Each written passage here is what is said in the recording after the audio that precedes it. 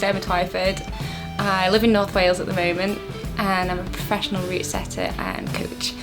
It takes me all over the country really, anywhere from Newcastle to Norwich to London, Bristol, all over the place.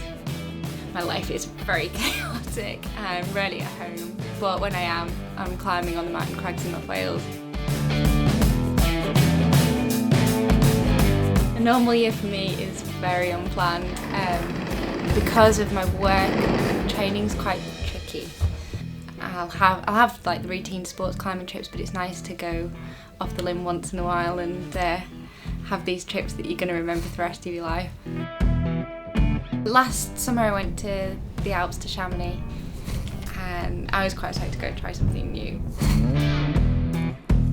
I climbed quite a lot with Callum since I moved to North Wales. I think he had these ideas of things he wanted to go and try in the Alps, and one of them was the Wapiti, and it's about 16 pitches with the crux pitch being 8B, but there's also a lot of mid-7 pitches as well. Emma and I have come out to the Alps to have a go at a route called Wapiti on the Grand Capistan. This is Emma's first time alpine climbing. But Emma's such a good climber, like all round, really amazing sport climber, good solid trad climber, so it'll just be like the next step up for her. It's sort of one of those routes, it should be doable. There's no pitch harder than 8B on it, but it's difficult to say without actually working all the pitches and spending time on it. It just depends on how much commitment you put into something like that, and I think it is something that takes more commitment than going to Malham or going to LPT, where it's just down the road. And it's only had relatively few ascents. It hasn't had a female ascent yet, so Emma would, if she manages it, it would be the first female ascent, which would be incredible if she does. It's got a fairly big reputation. Up on the glacier, just making sure you drink enough, eat enough, stay warm and just look after yourself means that you'll be able to climb much harder.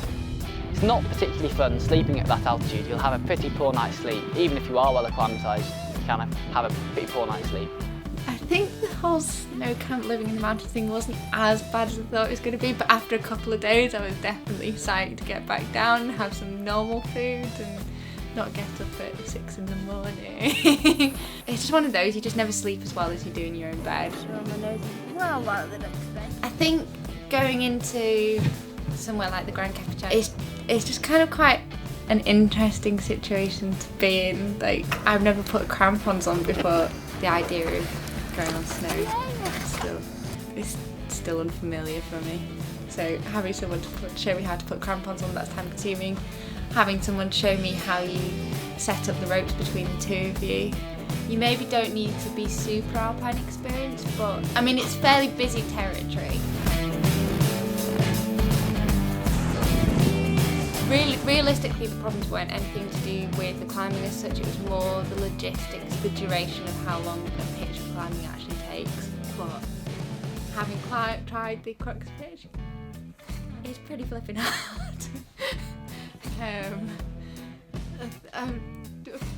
Don't get shut down very often on 8B moves, and that was doing a good job of shutting me down.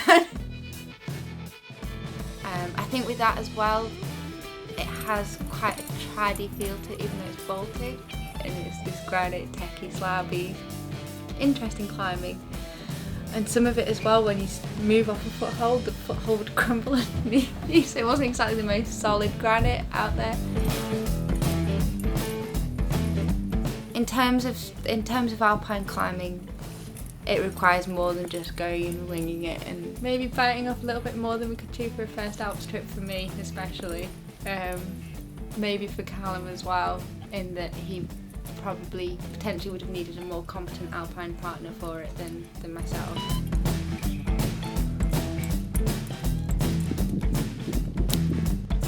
The route setting makes it very hard to make any specific plans on what I want to do. It may come around that alpine climbing formulates more of an interest over the next couple of years or so, but it just depends on work and all of that.